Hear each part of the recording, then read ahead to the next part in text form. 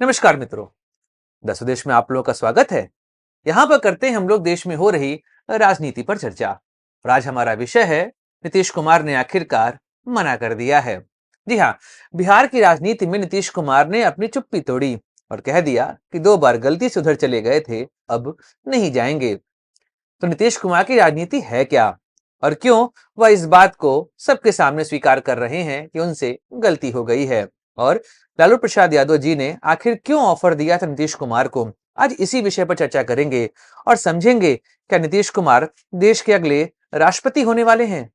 पूरी बात आज की वीडियो में। नमस्कार दोस्तों, मैं सुधांशु, आप देख रहे हैं द स्वदेश।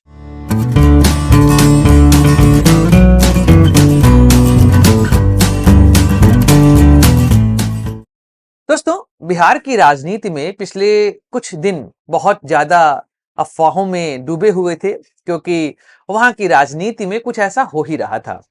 लगातार यह खबरें आ रही थी कि नीतीश कुमार भाजपा से गुस्सा हैं और इस वजह से वह पाला बदल सकते हैं।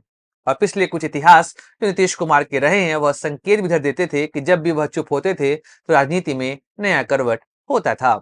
और बिहार की राजनीति में पिछले 5 सालों में यही होता हमको दिखाई दिया है। वह कभी भाजपा तो कभी आरजेडी के साथ जाते हमको दिखाई देते हैं। दोस्तों, पहले हम चर्चा करते हैं कि आखिर लालू प्रसाद यादव के ऑफर के पीछे का रहस्य क्या है, और उसके बाद समझेंगे नीतीश कुमार की राष्ट्रपति बनने की संभावनाओं के बारे में। दोस्तों देखिए, लालू प्रसाद यादव की राजनीति जो अभी तक बिहार में चली है, वह यहाँ पर बहुत लंबे समय तक मुख्यमंत्री रहे, लेकिन 2005 में उन्होंने सत्ता गंवाई नीतीश कुमार के हाथों।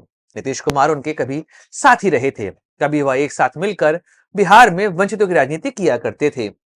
लेकिन 1995-96 के दौर पर दोनों की राहें अलग हो गईं और फिर नीतीश कुमार ने अपनी पार्टी बनाई और वह पार्टी 2005 से लगातार सत्ता पर काबिज है और नीतीश कुमार ही राज्य के मुख्यमंत्री हैं। ऐसे में जब 2024 में नीतीश कुमार ने आरजेडी को छोड़कर भाजपा के साथ मिलकर गठबंधन बनाया और नई सरकार बनाई और फिर लोकसभा चुनाव लड़ा, उसके बाद यह लग रहा था कि आरजेडी और जेडीयू अब कभी एक साथ नहीं आएंगे। लेकिन साल के अंत आते आते लालू प्रसाद यादव ने नीतीश कुमार को ऑफर दे दिया कि जो हुआ सो हुआ, अब आप हमारी तरफ आ जाइए और हम मिलकर यहाँ पर सरकार चलाएंगे। आखिर इसके पीछे का रहस्य क्या है? तो पहला रहस्य है कि आरजेडी की राजनीति में इस समय जो समस्याएं आती हमको दिखाई दे रही हैं। देखिए, किसी भी राजनीतिक पार्टी को चलाने के लिए आपको पैसों की आवश्यकता होती है, और फिलहाल बिहार एक ऐसा राज्य नहीं है जहां पर बहुत सारे कॉर्पोरेट हाउसेज हों, जिस वजह से किसी भी पार्टी को चंदा मिले और वह पार्टी स्मूथ तरीके से रन कर सके। यहां पर मैं करप्शन की बात नहीं कर रहा हूं, यहां मैं बात कर रहा हूं जो चंदा दिया जाता है किसी भी पार्टी को, जिससे वह पार्टी रन करती है, क्योंकि एक पार्टी को चलाने के लिए आपको पैसे की आवश्यकता होती है। आप अगर महाराष्ट्र राज्य में चलेंगे तो वहां पर कॉर्पोरेट हाउसेस बहुत सपोर्ट करते हैं वहां की पार्टियों को। इस वजह से वहां की पार्टियां अपने अस्तित्व को बचाए रखती हैं, चाहे सत्ता से बहुत दिनों तक दूर रह जाएं। लेकिन बिहार जैसा राज्य जहां पर पैसा बहुत नहीं है, और खासकर झारखंड अलग होने के बाद तो बिहार की स्थिति और खराब हो गई है। इस वजह से कई सारी राजनीतिक पार्टियां कोशिश करती हैं कि बिहार को मिल जाए विशेष राज्य का दर्जा, जिस वजह से थोड़ा उसको केंद्र की तरफ से असिस्टेंस मिल जाए। और ऐसे में अगर आप सत्ता से लगातार बाहर रहें तो फिर तो राजनीति आपकी खत्म होती दिखाई देगी और पार्टी में भी समस्याएं बढ़ती दिखाई देंगी, क्योंकि पार्टी को चलाने के लिए पैसे की आवश्यकता होती है। लेकिन वर्तमान स्थिति में अगर दो छोटे दौर को छोड़ दिया जाए, जहां पर एक बार 17 महीने, एक बार 22 महीने के लिए आरजेडी सरकार का भाग रही थी, उस दौरान तो वह अपनी पार्टी को बचा ले गए। लेकिन फिलहाल की स्थिति ऐसी है कि आरजेडी की आर्थिक हालत खराब होते दिखाई दे रही है, और अगर पार्टी को बचाना है तो सत्ता में आना पड़ेगा। लालू प्रसाद यादव को पता है कि बिहार की राजनीति में नीतीश जिसके साइड रहेंगे, सत्ता उसी की तरफ रहने वाली है। ऐसे में नीतीश कुमार को यह दिया गया ऑफर एक तरीके से पार्टी को बचाने की कवायद मानी जा सकती है। एक और चीज यहां पर है, वह है तेजस्वी की राजनीति। अगर आप देखेंगे 2020 के दौर पर तेजस्वी यादव की राजनीति पूरे बिहार में छाई हुई थी। यहां तक कि 2020 का जो विधानसभा चुनाव बिहार में हुआ था, वैसा चुनाव जैसी स्थिति उस समय आरजेडी की तेजस्वी यादव ने बनाई थी, वह साफ दर्शा रहा था कि तेजस्वी यादव इस समय बिहार के सबसे बड़े नेता उभर सकते हैं। लेकिन समय का पहिया घूमा और 2024 का लोकसभा चुनाव, इस चुनाव में कांग्रेस, माले, इन सब के समर्थन के बावजूद आरजेडी ने केवल लोकसभा में 4 सीटें प्राप्त करी। जबकि अगर आप उत्तर प्रदेश चलेंगे तो वहां पर अखिलेश यादव ने समाजवादी पार्टी को सबसे बड़ी पार्टी बना दिया लोकसभा में। ऐसे में तेजस्वी यादव की राजनीति को अगर फिर से पटरी पर लाना है, और जिस समय ऐसा माहौल इस समय ऐसा बना हुआ है कि तेजस्वी यादव अगर मुख्यमंत्री बन जाते हैं तो आरजेडी और तेजस्वी यादव दोनों के लिए बहुत बेहतरीन होगा। अन्यथा आने वाले समय में तेजस्वी यादव का चार्म राज्य में घट सकता है। तो जनता, छात्र, यह सभी तेजस्वी यादव का समर्थन करते दिखाई दे रहे हैं, खासकर युवाओं में इस समय तेजस्वी यादव का क्रेज साफ दिखाई दे रहा है। लेकिन वह क्रेज कितने लंबे समय तक बरकरार रहेगा यह कहना आसान नहीं है, क्योंकि राजनीति में किसका क्रेज कब खत्म हो जाए कोई नहीं जानता, और कौन कब नया नेता वहां पर उभर जाए इसके विषय में कह पाना भी आसान नहीं है। प्रशांत किशोर जिस तरीके से बिहार में राजनीति कर रहे हैं वह तेजस्वी यादव की राजनीति को ही खराब कर रहे हैं। लालू प्रसाद यादव को यह बात समझ में आ रही है कि अगर तेजस्वी की राजनीति को आगे लेकर चलना है और बिहार में आरजेडी का अस्तित्व और तेजस्वी यादव के चेहरे को मजबूत बनाए रखना है तो फिर उन्हें सत्ता में आना पड़ेगा। शायद इसी वजह से उन्होंने नीतीश कुमार को ऑफर दिया था, लेकिन नीतीश कुमार ने ऑफर ठुकरा दिया। वह कहते दिख गए कि मुझसे गलती हुई 2 बार, अब गलती नहीं होगी, अब हम कहीं नहीं जाएंगे।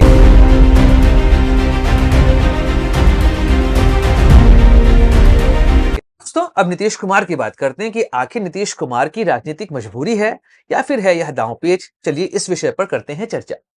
अगर आपको 2020 का चुनाव याद है, उस दौरान आरजेडी, माले, कांग्रेस एक तरफ थे और एक तरफ थी भाजपा और जेडीयू। इन्होंने मिलकर चुनाव लड़ा और इस चुनाव का नतीजा ऐसा आया कि नीतीश कुमार तीसरे नंबर पे आ गए। पहले पे आरजेडी, दूसरे पे भाजपा और तीसरे पे जदयू। हाँ, ये अलग बात है कि उस दौरान चिराग पासवान पूरे तरीके से नीतीश कुमार के खिलाफ बोलते दिखाई दिए और लोक जनशक्ति पार्टी खुलकर नीतीश कुमार का विरोध कर रही थी और उनको डेंट भी यहां पर पहुंचाया था। नीतीश कुमार की शक्ति उस चुनाव में घटी। फिर 2022 आते आते अचानक से नीतीश कुमार ने भाजपा का दामन छोड़ दिया और वह चले गए आरजेडी के साथ, बनाते हैं वहां पर सरकार। लेकिन उस दौरान कुछ ऐसी बातें हुई जिससे साफ एक बात स्पष्ट होकर आई कि नीतीश कुमार को लग रहा था कि अगर जदयू को बचाना है तो वह आरजेडी के साथ नहीं रह सकते।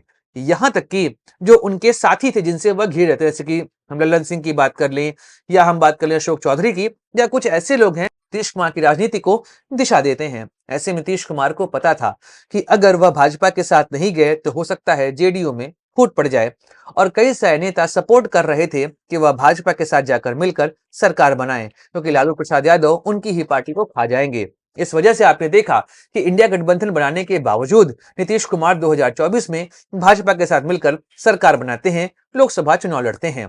प्रदर्शन आशातीत नहीं रहा, लेकिन इस बार भी किसी तरीके से वह बिहार की राजनीति में अपनी प्रासंगिकता बनाए रख गए। लेकिन अभी की स्थिति यही है कि बिहार में नीतीश कुमार अगर चाहें तो भी वह आरजेडी के साथ नहीं जा सकते, क्योंकि जो उनके आसपास के लोग हैं वह लगातार यह फोर्स कर रहे हैं कि उनको बीजेपी के साथ ही रहना चाहिए। अगर वह बीजेपी के साथ नहीं रहेंगे तो उनकी पार्टी का खंडन हो सकता है और पार्टी यहां पर टूट सकती है, क्योंकि कई सारे उनके सांसद यह चाह रहे हैं कि वह सत्ता का केंद्र बने रहें और सिर्फ नीतीश कुमार के हटने से केंद्र की सत्ता नहीं बदल जाएगी, क्योंकि चंद्रबाबू नायडू का सहयोग अभी भी सरकार को मिला है और वहां से अभी भी एक भी खबरें ऐसी नहीं आई कि चंद्रबाबू नायडू नरेंद्र मोदी से खफा चल रहे हैं। फिलहाल अभी केंद्र सरकार पर किसी भी तरह का खतरा हमको दिखाई नहीं दे रहा है। तो नीतीश कुमार को पता है कि अगर वह सत्ता छोड़कर आरजेडी के साथ गए तो फिर हो सकता है खेला हो जाए, पार्टी टूट जाए। 12 ही सांसद उनके पास हैं, अगर 8-10 सांसद चले गए भाजपा के साथ तो वह कुछ कर भी नहीं पाएंगे और उनके हाथ से सत्ता का नियंत्रण भी छूट जाएगा। और इस समय बिहार की सबसे बड़ी पार्टी है भाजपा।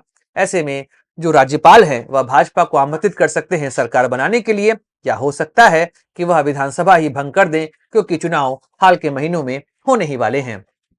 एक और बात है, क्या नीतीश कुमार 2027 में राष्ट्रपति बन सकते हैं? देखिए, यह मेरा एक अनुमान है, क्योंकि भाजपा ने अब तक 3 बार राष्ट्रपति पद के लिए अपने उम्मीदवार चुने हैं, जिसमें से पहली बार अब्दुल कलाम जी बने थे, जो कि एक माइनॉरिटी कम्युनिटी से आते थे। फिर बने रामनाथ कोविंद जी, जो कि आते थे एससी कम्युनिटी से, और अभी बनी हुई हैं द्रौपदी मुर्मू जी, जो आती हैं एसटी कम्युनिटी से। ऐसे में ओबीसी चेहरा अभी तक भाजपा ने नहीं दिया। हो सकता है 2027 में भाजपा नीतीश कुमार को एज अ ओबीसी चेहरा देश के राष्ट्रपति पद के लिए नामित कर दे। और विपक्ष भी यहाँ पर सहयोग करता दिखाई दे जाएगा। नीतीश कुमार की राजनीति जिस तरीके से बिहार में चल रही है, समय के साथ उनको भी पता है जेडीयू में उन्होंने कोई भी अपना उत्तराधिकारी नहीं चुना है। वह चुन सकते थे लेकिन वह शांत रहे यहाँ पर और लगातार सत्ता को नियंत्रित करते रहे। लेकिन अब उनको पता है कि जेडीयू का भविष्य आरजेडी और भाजपा के हाथ में ही है। ऐसे में वह राष्ट्रपति बनकर अपनी राजनीतिक पारी को एक अच्छे तरीके से अंजाम दे सकते हैं। बाकी समय बताएगा कि आखिर नीतीश कुमार बिहार की राजनीति में क्या करने वाले हैं। लेकिन अभी उनका जो दिया गया स्टेटमेंट है वह साफ बता रहा है कि फिलहाल वह एनडीए छोड़कर कहीं जाने वाले नहीं हैं। दोस्तों, वीडियो समाप्त करते हैं। मिलेंगे अगले वीडियो में, चर्चा करेंगे किसी और राजनीतिक मुद्दे की। Like share subscribe the channel. जय हिंद, वंदे मातरम, भारत माता की जय।